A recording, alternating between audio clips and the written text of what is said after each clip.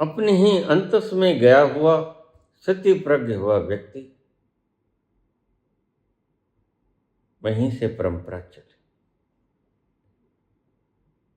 ब्रह्म ज्ञानी को दान करने की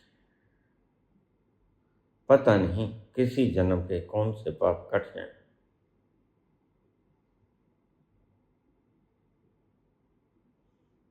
गुरु दक्षिणा का रिवाज यहीं से चला।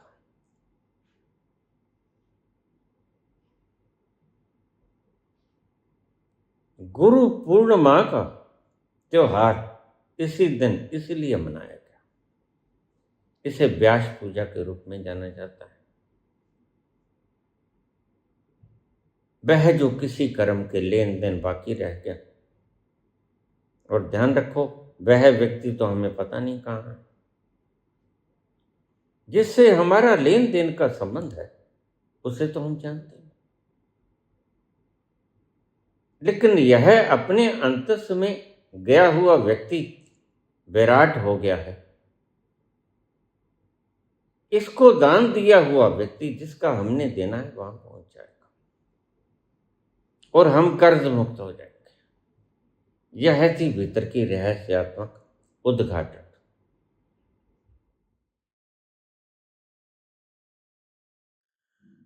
मैं सदा से ही बोलता रहा हूं 3 पॉइंट से।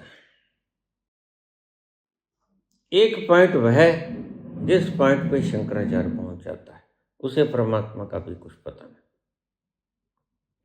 उसे परमात्मा की विराटता का भी कुछ पता नहीं, लेकिन वह उस तल पर पहुंच गया जिस तल पर जो संकल्प करेगा पूरा हो जाएगा। गरीब ब्राह्मणी विधवा के घर एक ही घर मांगना होता है, वहां जाता है वहां कुछ होता नहीं आंवले के सिवा। उसने कहा देवी इतनी देर क्यों लगाती? विधवा ब्राह्मणी रो पड़े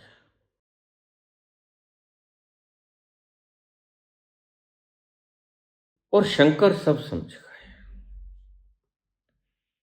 शंकर ने तत्क्षण संकल्प किया कि महालक्ष्मी बरस, कितना बरस? 3 प्रहर बरस, और सोने के रूप में बरस, और महालक्ष्मी बरसे उसी को कनकधारा स्तोत्र कहा जाता है। दूसरा व्यक्ति है जो अपने आप के तल पर आ गया, जिसने स्वयं को जान लिया, उसके लिए धन बेकार हो गया। बुद्ध वैसे भी धन को छोड़ के आए, उस तल पर पहुंच गए जहां जाकर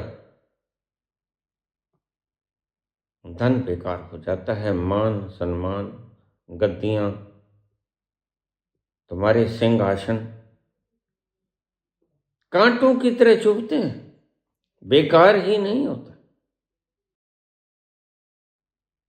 बुद्ध को कांटों की तरह चुभते हैं ये मखमली गद्दे।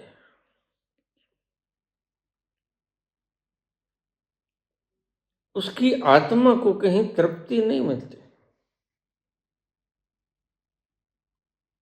और इसी से दुखी होकर वह घर से भाग जाते हैं,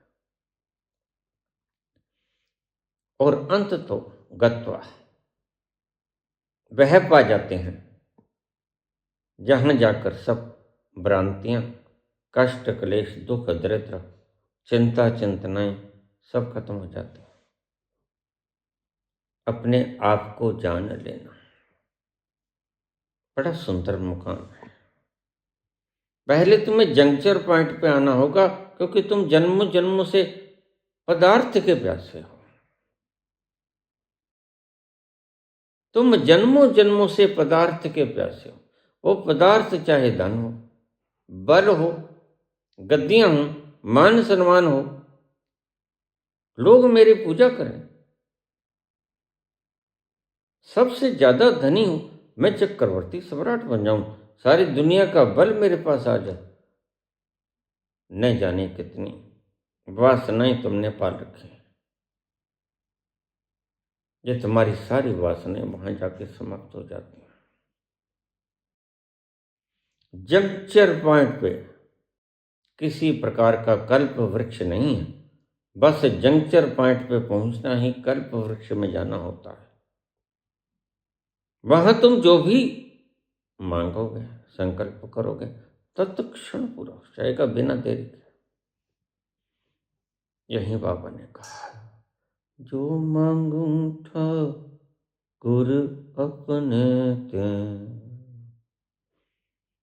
सोई सोई देवे। जो मांगूं ठाकुर अपने ते, सोई सोई देवे। यहां शंकर आ जाते हैं और शंकर कहते, बरस बरस इतना बरस, हे महालक्ष्मी इतना बरस।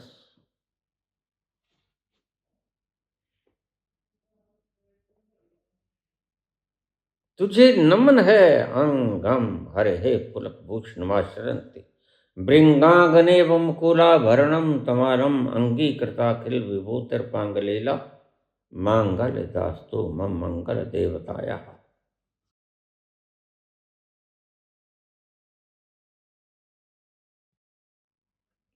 और लक्ष्मी बरसती है। यह ब्रह्मांड से मांगता कुछ नहीं, यह ब्रह्मांड को हुक्म करता है। जंक्चर पॉइंट पे गया हुआ प्रत्येक व्यक्ति हुक्म करता है, हाकम हो जाता है। तुम बाहर की हुकूमतों में उलझे रहते हो,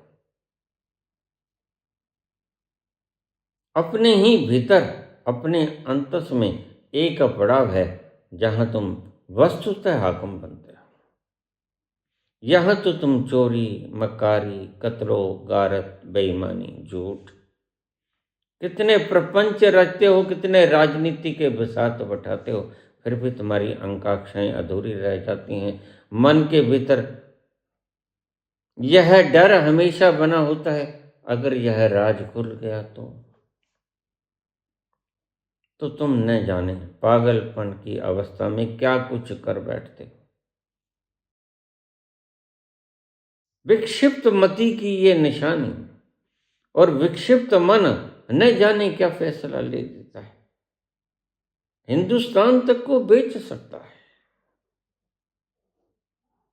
पगला गया है, इसे पता नहीं। पाप को छिपाने का काम बहुत भारी होता है। पाप को छिपाने के लिए तुम भांड रखते हो, जो गुणगान करते हैं और उस गुणगान की शोर में सब दबता जाए। लेकिन क्या इससे वास्तविक समस्या हल हो जाएगी? नहीं होगी। वास्तविक समस्या जाकर हल होती है जंक्चर पॉइंट पर,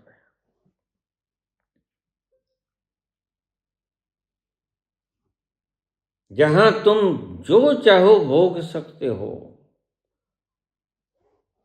तुमने भोगा ही तो है, जिसके लिए तुम ये सोचते हो दिन भर रात, और सारे भारतवंशियों की रातों की नींद हराम कर रखी है।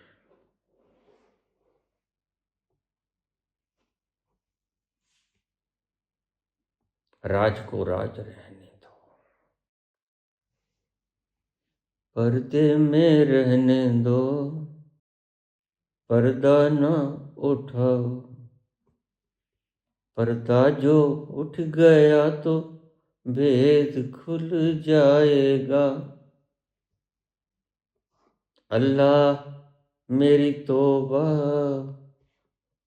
मौला मेरी तौबा। पर्दे में रहने दो, ढको, कहीं चेतन को पता न चल जाए। चेतन को पता चल गया, जो लठ उठा लेंगे लोग, जो कल तक तुम्हें पूछते थे, वो तुम्हारा हुलिया बिगाड़ देंगे, तुम्हारी बोटी बोटी खा जाएंगे, और तुम सोच भी नहीं सकते। यह जो तुमने छवि बनाई नकली, यह उसके गुलाम है। और जैसे ही नकली यह किला ढह गया, भर भरा के गिर गया, तो लोग तो तुम्हारे से भी ज्यादा अज्ञानी हैं।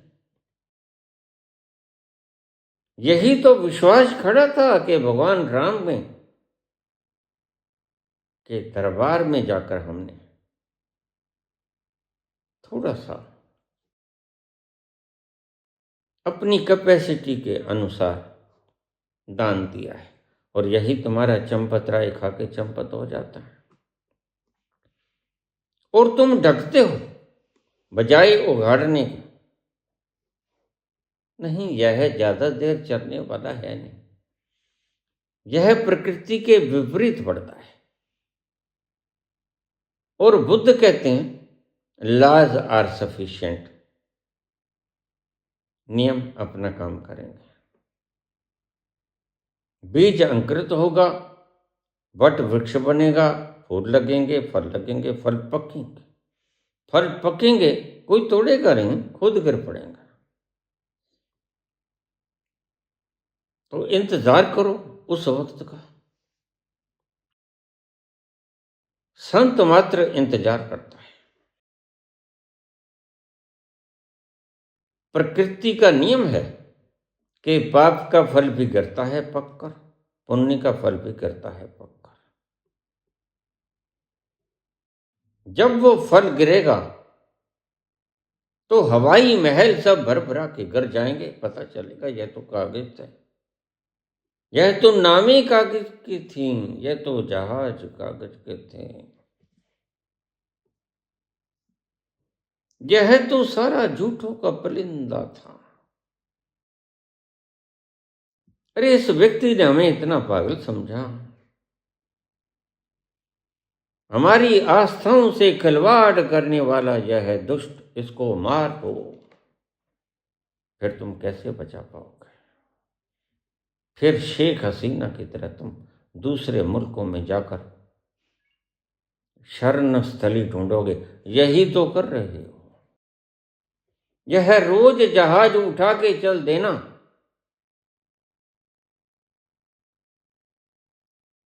लोग नहीं जानते, मैं तो जानता हूं।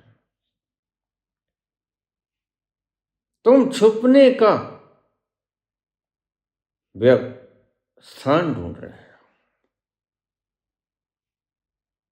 और लाख छुपाए छुप न सकेगा असली नकली चेहरा। दिल की बात बता देता है असली नकली चेहरा। कहां छुपोगे? राजीव कुमार यहीं आ गया ना। मैंने सुनाई थी ना गाथा, युद्ध शुरू होने का था। युधिष्ठिर बोले शंखनाद कर दें। कृष्ण बोले ठहरो, अभी एक आदमी आना बाकी है जिसने मरना है। कौन भैया? मामा, सहदेव नकुल का मामा, माद्री का भाई शल्य, उसने मरना है।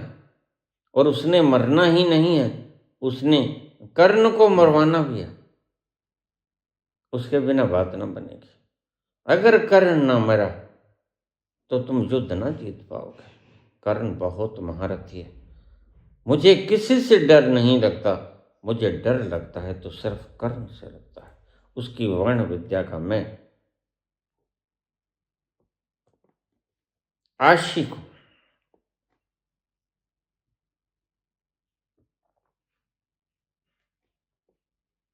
रुक गया, शल्य आ गया।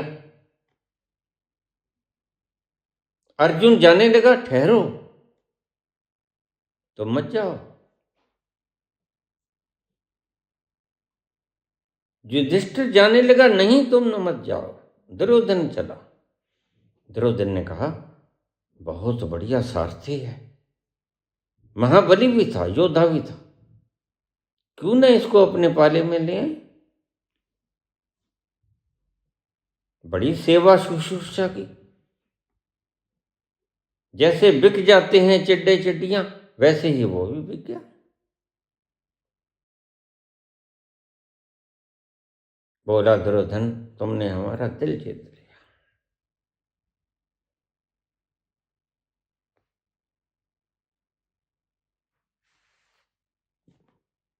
हम दीवाने हुए तेरी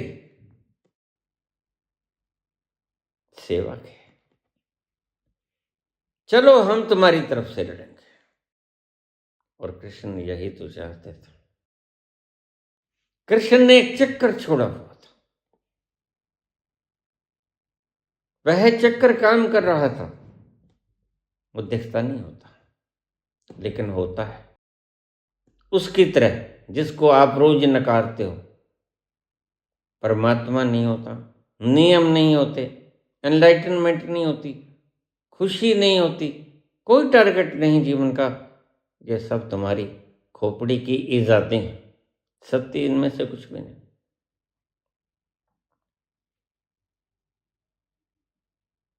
चलो हम आपकी तरफ से लड़ेंगे। और उस वक्त के लोग जुबान के पक्के होते थे। तो माद्री का भाई दुर्योधन के संग हो गया।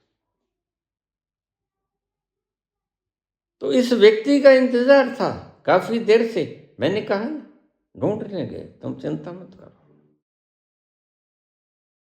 आ गया ना खुद।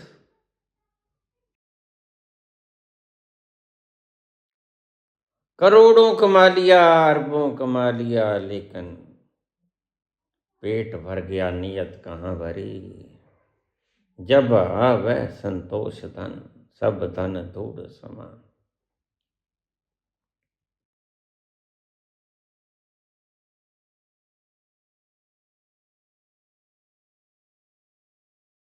फिर कहते ठहरो, अभी एक ने और आना है जिसने बचना है। किसने बचना है? युजुत्सु ने बचना है। तो युजुत्सु इधर आ गया पांडवों के खेल। युधिष्ठिर बोला, अगर मैं न्याय की धर्म की लड़ाई लड़ रहा हूं तो जो उस खेमे में है इधर आ सकता है। अगर मैं अन्याय की लड़ाई लड़ रहा हूं तो जो इस खेमे में है उधर जा सकता है। अभी वक्त है, क्योंकि पांचे जन शंखनाद हुआ नहीं। चुपके से युयुत्सु निकला और पांडवों के खेमे में आ गया। ये खेमा ही तो बदलना होता है। जब महायुद्ध जब जब भी कभी हुए, ऐसे ही हुए। कहां जाओगे छोड़कर? अजीर उठ कर अब कहाँ जाइएगा। जहाँ जाइएगा हमें पाइएगा। हजीर उठ कर अब कहाँ जाइएगा। जहाँ जाइएगा हमें पाइएगा। आ गया ना, देखो, HDFC का सर्वोपरि हो गया। और मैं तुमसे कहता था तो तुम शांत रहो, आ जाएगा, मैं खोज ही लूंगा उसे। तीसरी तरह के आंसू होते हैं बिरहा के आंसू। जिसे सतोरी का स्वाद मिल गया, जिसे पता चल गया कि इस अजूबे को बनाने वाला कोई तो है, लेकिन उसने अभी देखा नहीं उसे। बस तोरी की घटना होती है। मीरा को भी घटती है, नानक को भी घटती है, कबीर को भी घटती है। सतोरी की घटना में तुम्हें साफ हो जाता है, बिल्कुल साफ हो जाता है, पारदर्शी आईने की तरह। जैसे तुम्हारी आंखों ने तुम्हारी आंखें कभी देखी नहीं, लेकिन आईना तुम्हारी आंखों को तुम्हारी आंखें दिखला देता है। तो सतोरी की घटना बिल्कुल ऐसे ही होती है। तुम्हें पता चलता है, हाँ जिससे मैं जहान देख रहा था, वो यही आंखें हैं। लेकिन उस अवस्था में आंसू बहते हैं। 2 तरह के आंसू मैंने गिना दिए, तीसरे तरह के आंसू ये। आखिरी वक्त बहुत हो गया है।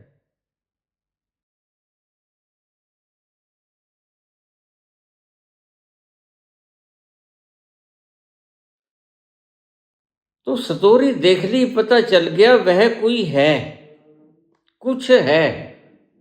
मुझे जैसे सतोरी की घटना, गाड़ी चली जा रही, मुझे पटक दिया गया भीतर। तो भला अब अनुमान की जरूरत क्या है, प्रमाण ही आ गया। कौन है वो जो 70-80 किलो का एक वजन उठा के भीतर फेंक देता है? बाहर तो कोई भी नहीं, चलती गाड़ी के बाहर कौन होगा, और भीतर भी कोई नहीं, और होगा भी तो कैसे लेके आएगा? बुद्धि सर्व सभी तरफ से हथियार फेंक देती है। इसे कहते हैं असमर्थता।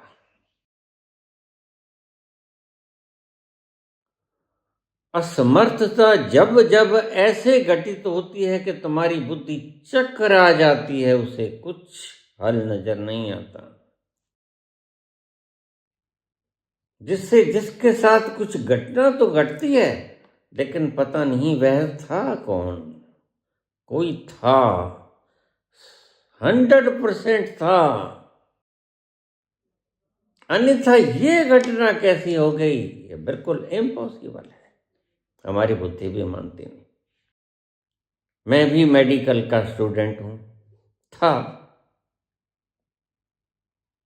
कैसे मान सकता था? और उस दिन खरगोश काट के आया था। डेक्लेमेशन कॉन्टेस्ट में हमारा कंपटीशन था,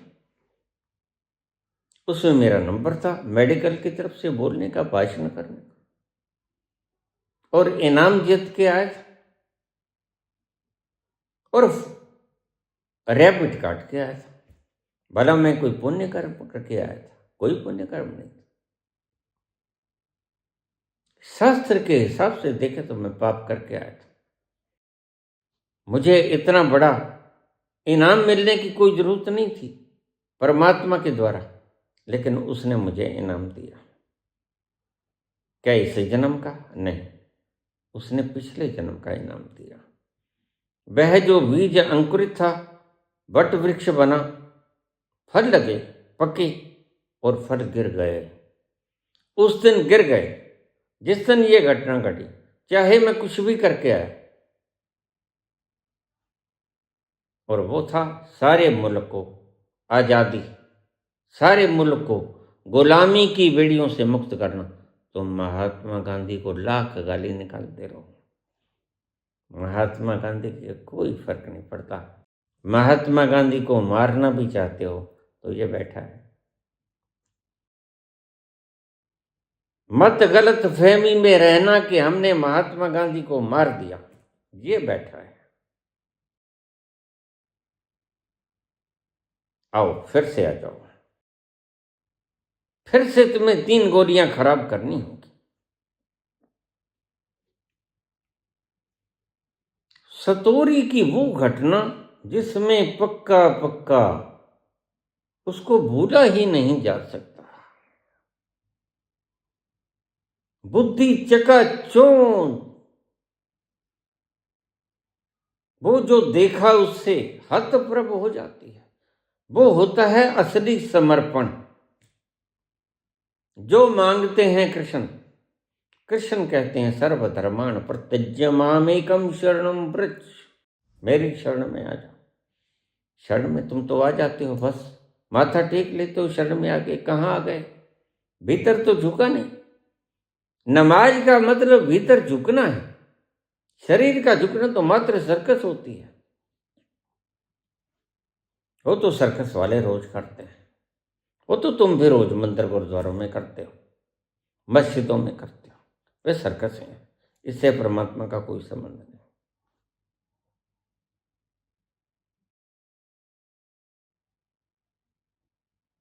सतोरी में तुम इतने आश्वस्त हो जाते हो और इतनी लाचार हो जाती है, तुम्हारी बुद्धि असमर्थ हो जाती है, वह था कौन, और नेग्लेक्ट कर नहीं सकते, भूल सकती नहीं, क्योंकि घटना घटी है, खुली आंखों में घटी है, जीते जागते घटी है, इनकार कैसे करें। उस अवस्था में जो मनोस्थिति होती है व्यक्ति की, उसे कहते हैं समर्पण। और जब बुद्धि सारे कारण खोजती है, आगे पीछे देखती है, कोई भी नहीं, ना कोई बाहर है, स्टेशन का सिरा शुरू होने को है, बाहर कोई हो ही नहीं सकता, है भी नहीं, और बिल्कुल आखिरी पायदान पे मैं खड़ा हूं। अगर वहां से पांव न उठे तो उस दिन मेरी मृत्यु निश्चित थी। इसलिए मैं कहता हूं, तो मुझे अब क्या मारोगे।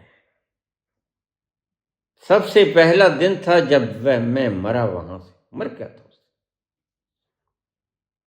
और अभी ताजा ताजा मर के नहर में गया, डूब गया था, और नहर में मैं जैसा पड़ा था, प्रत्यक्षदर्शियों से पूछो, रोहित था वहां एक और मित्र था रोहित का, वहां मेरा पुत्र था कुणाल, और कुणाल ने सारी आशा छोड़ दी थी, बस हम आज अनाथ हो गए। लेकिन फिर रस्सी नहीं थी, वहां पर थानेदार से रस्सी मांगी गई, वो कहता नहीं, मैं अपनी पगड़ी नहीं दूंगा।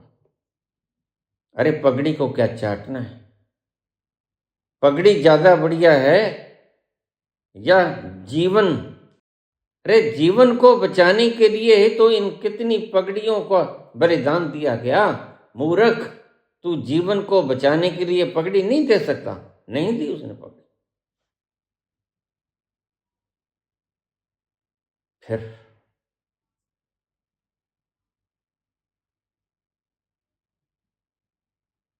फानूस बनकर जिसकी हिफाजत हवा करे, वो शम्मा क्या बुझे जिसे रोशन खुदा करे।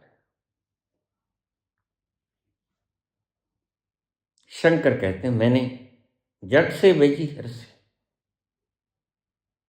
और उस रस्सी के सहारे मुझे निकाल दिया गया, लेकिन मैं डेड था। आते जाते व्यक्ति ने कहा, देखो इस व्यक्ति को निकाल लो, तुम लाश ढूंढते फिरोगे, यहां मगरमच्छ भी हैं, तुम इसको अभी निकाल लो, मर तो गया। क्योंकि बुलबुले कोई हिसाब होता है इनका, बुलबुले निकलने बंद हो गए कि कुछ इनका होता है एस्टिमेट। तो कहते कैसे निकालने, रस्सी नहीं, लेकिन रस्सी भेज दी गई। तुम क्या मारोगे मुझे, मैं तो 1970 के दिसंबर में ही मर गया था। उसके बाद बोनस, सब बोनस है। 70 के बाद 85 में तो स्वदर्शन ही हो गया। स्वदर्शन छोड़ो, विराट दर्शन हो गया। विराट दर्शन ही नहीं, वर्ण विराट में स्थित हो गया। यह है मेरी जीवनी का अंश, जो न घड़ा है, न बना है, न सोचा है, न कहानी, ना कोई नॉवेल है, सत्य कहानी। पूछना, जब डूब रहा था, ये 3 लोग तो पक्के खड़े थे, बाकी और भी बहुत थे। जैसे ही मुझे निकाला गया और मेरी आंख खुली, मर तो चुका था लेकिन फिर भी आंख खुली। किसने जीवन दिया? और वहां खड़े सैकड़ों लोगों ने सहसा ही हाथ ऊपर उठाए, या बरखुरदार, या परवरदिगार, तेरा करोड़ करोड़ शुक्र। उनके भीतर भी आस्था का एक दीपक जला कि नहीं, बचाने वाला कोई होता है। और जिसके ऊपर बीती उसको तुम कैसे प्रताड़ित करोगे? गांधी को गालियां निकालने वाले प्रभु जनों, मेरा आपको अनंत अनंत प्रणाम। मैं जिंदा हूं। जिसको तुमने मार दिया था और नकली नकली बुतों के अंदर तुम रंग भर के उसको फिर से गोली मार रहे हो, आओ ना मेरे पास, ये जिंदा बैठा है। कोई नहीं आता। कहते यकीन नहीं होता। मैंने कहा तो मरने वाले को यकीन है क्या? मुझको ही कोई इस बात का स्वाद आता है मरने का? मैं हूं भाई गांधी ही। यद्यपि मैंने गांधी का कोई ना प्रयोग करना है, ना ही किसी प्रकार का कोई मुझे भारत रत्न चाहिए, ना ही मुझे आपके बनाए हुए कागज के टुकड़े चाहिए, ना ही मुझे गद्दी चाहिए। गद्दी 14 वर्षों से जो व्यक्ति बिना खाने के बैठा है और 14 वर्षों से जो व्यक्ति कमरे में बैठा है, उसकी वासनाएं मर गई ना, उसकी तृष्णाएं समाप्त हुई ना, उसकी कामनाएं खत्म हुई ना, उसकी इच्छाएं दफन हो गई ना, उसे जीने तक की इच्छा नहीं रही।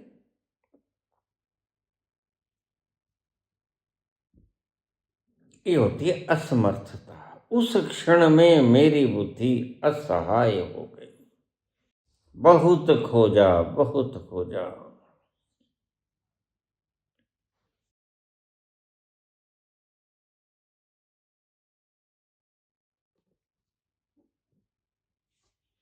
बहुत कोशिशें की मगर दिल न बहला। बड़ा सोचा, कैसे हुआ जी? कौन था? है तो पक्का है।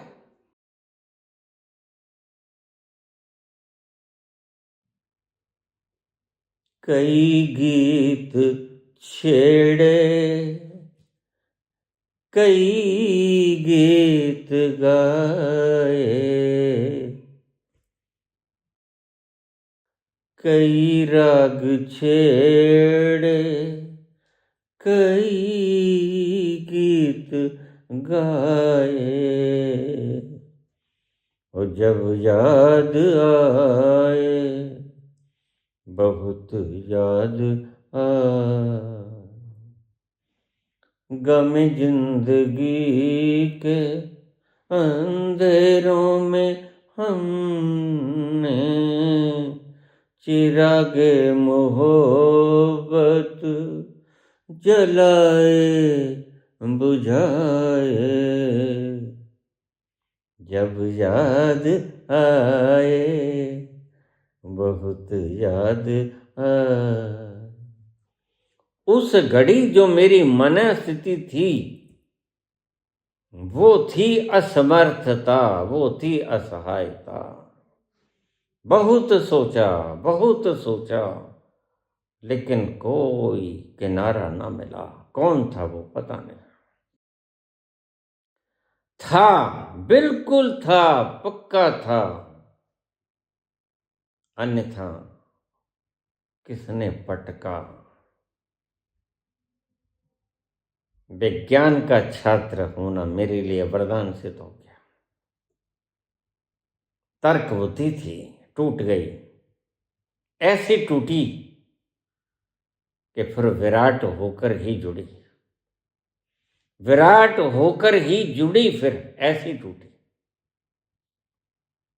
छानबीन में लग गया उस अवस्था को जो पुत्र तुमने पूछा, असमर्थता, असहायता। आप अक्सर अपने प्रवचनों में प्रयोग करते हो। इसको गहरे अंतराल में जाकर, अंतस में जाकर व्याख्यायित करने का कष्ट करें। बस ऐसी अवस्था को असमर्थता कहते हैं।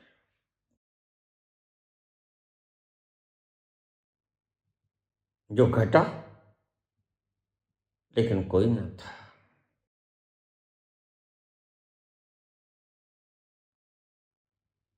बुद्धि सोच सोच कर हार गई। तरह तरह के सब आयाम मैंने खोजे, पर सब डायमेंशंस ऑल इन वेन, सब बेकार सिद्ध हुए। किसी ने कोई जवाब ना दिया, सब मूक खड़े थे। कोई बोल नहीं रहा था। मैं सोच रहा था, क्या आज सबको सांप सूंघ गया है? आज कोई तर्क नहीं बताता मुझे कौन था वो जिसने मुझे नीचे से उठा के पटक दिया और मुझे नया जीवन दिया। मैं कृतज्ञ भी हुआ उस शक्ति का जिसको मैंने कभी पहले देखा नहीं था, जिसको उस दिन जाना जब परमात्मा ने भेद मिटा दिया, जब उस विराट ने अपने भीतर समा लिया, जब उस विराट तत्व ने विराट ही बना दिया, जब वह बूंद समुद्र के भीतर खो गई और समुद्र ही हो गए। तीसरी अवस्था होती है, बस यह है कि पता नहीं है कौन, लेकिन है। तब भी आंसू आते हैं। मैं रात रात भर रोया करता, मैं रात रात भर जागा करता, मैं रात रात भर गौशाला में बैठा रहता, मैं रात रात भर बेखौफ तो था क्योंकि मर तो गया था। I accepted the death with the inner core of my heart. मैं अपने दिल की आंतरिकताओं से, सर्व आंतरिकताओं से मृत्यु को स्वीकार कर चुका था। तो इसलिए सांपों के बीच में बैठ जाता। वहां के किसान मुझे कहते, पंडित जी यहां मत जाया कोई, यहां सांप पड़े होते हैं, हम रोज मारते हैं। मैंने कहा तुम मत मारो, तुम्हारे क्या लेते हैं? पंडित जी ये काट जाते हैं तो इनका काटा हुआ व्यक्ति पानी नहीं मांगता। मैंने कहा कोई बात नहीं, मैं बहुत पहले मर चुका हूं, अब तो उसकी छाया है। छाया कब मिट जाए मुझे कोई दुख नहीं। उस दिन से मृत्यु समाप्त हो गई। ऐसे ही कोई सांपों के भीतर जाके नहीं बैठता। और वर्षों बीत गए, रोज बैठता वहां जाके। लेकिन जिस दिन यह घटना घटी उस दिन मैं बाबा धर्मदास के टॉम्ब के पास नहीं पहुंचा था, अभी बोना वृक्ष के पास ही आया था। यह घटना घट गई और मुझे पता ही नहीं था। आज वो सौभाग्यशाली दिन है, आज वो सौभाग्यशाली क्षण है। आज निकले तो हो तुम घर से, लेकिन जिस हिसाब से निकले हो उस हिसाब से वापस नहीं आओगे। आज बदल कर वापस आओगे। आज निकले तो हो शूद्र की तरह, घर पर तो गए विराट की तरह। और ऐसा ही हुआ। तीसरी अवस्था है वह जिसमें देखा नहीं होता लेकिन यकीन पक्का होता है कि वह है। वही मीरा का हाल है। मीरा कहती है, बिरहा के दर्द में रोती है। विधवा है, उसका पति एक जंग में मर गया है। भोज, राजा भोज, वह विधवा हो चुकी, वह रोती है। उसे पीड़ा है विरह की और उस पीड़ा के कारण रोती है। तीसरे तरह के वो आंसू होते हैं। वहां भी बुद्धि हार जाती है, असमर्थ हो जाती है और असमर्थ व्यक्ति ही रोया करता है। मिलन के क्षण में तुम असमर्थ होते हो क्योंकि अपनी भावनाओं को व्यक्त करने का आंसुओं के सिवा और कोई चारा ही नहीं। विरह की पीड़ा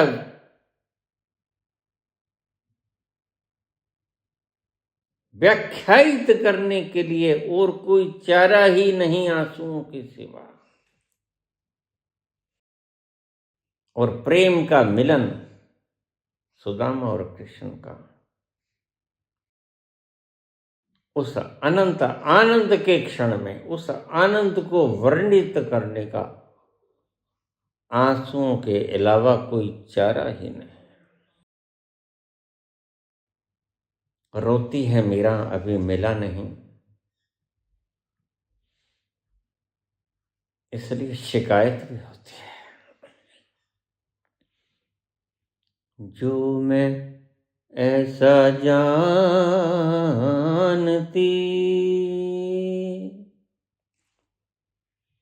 प्रीत की है दुख हो,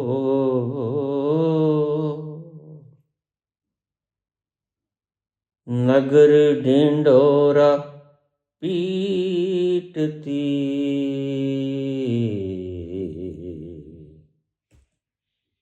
प्रीत न करियो को। जो मैं ऐसा जानती, प्रीत की है दुख हो, नगर ढिंढोरा पीटती, प्रीत न करियो को, प्रीत न करियो को।